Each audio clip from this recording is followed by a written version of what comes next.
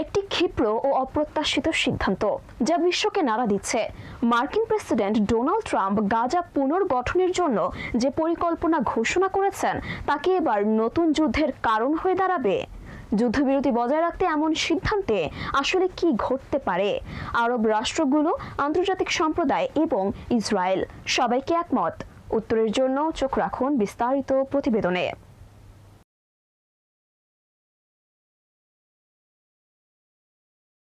Donald Trump দায়িত্ব গ্রহণের পর থেকেই তার ইসরায়েল প্রীতির প্রমাণ দিয়েছেন এবং তার গাজা সংক্রান্ত সিদ্ধান্ত আন্তর্জাতিক মহলে আলোড়ন সৃষ্টি করেছে।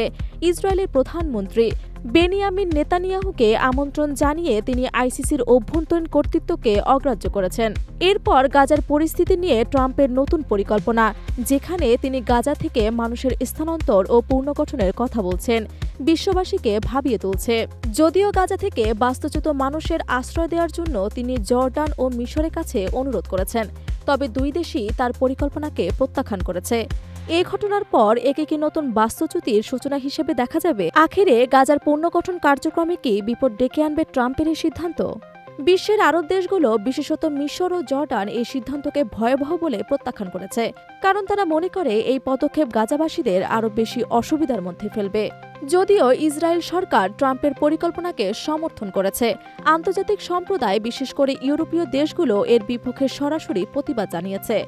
এদিকে বাইডেন প্রশাসন কিছুদিন আগে ইসরায়েলকে 2000 পাউন্ডের বোমা সরবরাহের সিদ্ধান্ত স্থগিত করেছিল, কিন্তু ট্রাম্প ক্ষমতায় ফিরে এসে এই সিদ্ধান্ত বাতিল করেছেন। এটি ইসরায়েলকে শক্তিশালী করবে, তবে গাজার পরিস্থিতি আরও উত্তপ্ত হয়ে উঠতে পারে। ট্রাম্পের সিদ্ধান্তের ফলাফল কি শুধুমাত্র গাজা নয়, বরং মধ্যপ্রাচ্যের আরও বেশি অস্থিতিশীলতা সৃষ্টি করবে? গাজা যুদ্ধবিরতি রক্ষা হবে নাকি এটি এক নতুন যুদ্ধের সূচনা করবে?